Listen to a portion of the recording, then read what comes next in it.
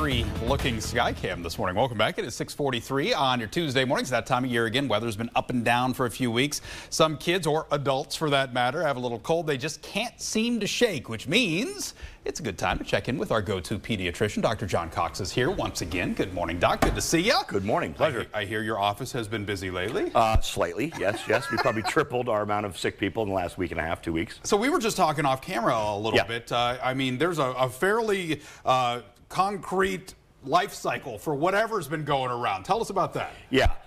Most of the viruses that we see right now, again, there's two things make you sick, viruses and bacteria. 90% of what I usually see is viral.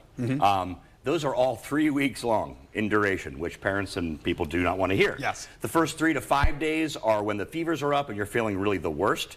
And then symptoms are usually a good week and a half to 2 weeks following that, where you're coughing or you're having your symptoms, but you're getting better every single day. And that's the things that we're looking for, is progression of symptoms. So how do we know if this is something that we can treat for our child at home or something, or if we need to have them see a doctor?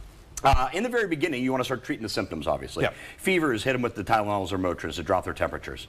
Decongestants if the kids are old enough, because that's going to be able to turn off that faucet, because most of the kids' cough is from drip. Everybody wants to get a cough medicine to help a kid's cough. Sometimes those things don't work very well. So you treat the symptoms and you watch for progression. Kids that aren't getting off the couch, people that aren't drinking very well, aren't urinating very well, those are kids that are going the wrong direction, and that's when you want to contact your doctor a little bit sooner. Another thing that I just learned, so I always thought when you're coughing stuff up, I know this is gross with your breakfast at 6:44 in the morning, but if it's like yellow or green or something, that's bad. I mean, I assume that's bad no matter what if you're coughing anything up, but the color, does it matter? Color means very, very little. To be honest with you. Yeah. The color of your sputum can change based off what you're breathing in the air around you. So a lot of times a big color change, parents think, oh my gosh, something's wrong. Not necessarily. So we kind of just watch also progression. Those kids that are coughing and running around playing, I like those kind of sick people. The ones that are coughing and not getting off the couch, that's an issue. We had a segment not too long ago about walking pneumonia. Have you seen that a lot for kids too? Yeah, we have. It's Mycoplasma is the bacteria that causes that. The differentiation with that is in the first week, you can't tell the difference between a walking pneumonia and a regular cold.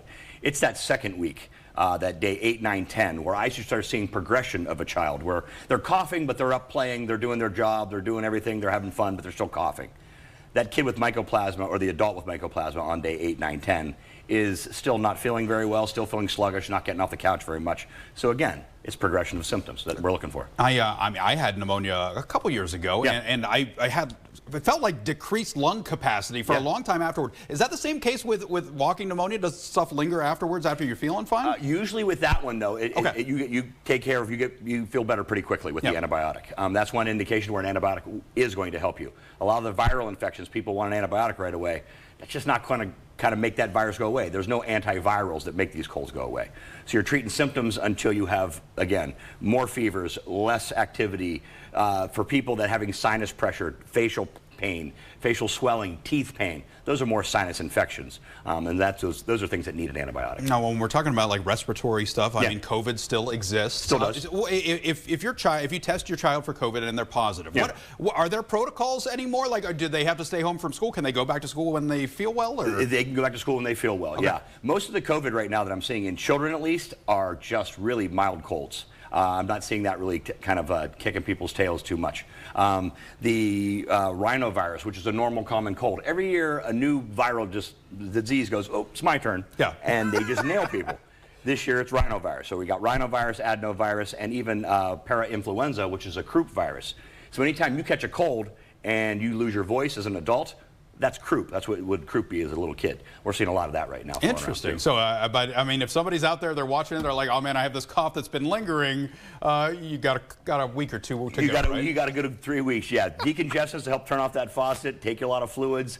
The old school stuff our grandmas told us, Vicks and hydrate. Those things will help you out, and hopefully your sleep, your hydration, and your nutrition can help you get through your cold. Well, on the plus side, it doesn't sound like there's anything horribly terrible going around. So no, just a lot of a variety of different things. So there's just volume right now is what we're seeing. All right, welcome to fall in Northeast right. Ohio, School's back. That's right. Doc, good to see you as always. Thank you so much for coming. We appreciate it. Trivia is back this week, by the way. We're giving away some tickets to go see Disney on Ice and Trans-Siberian Orchestra. We have some Disney-related trivia questions for you.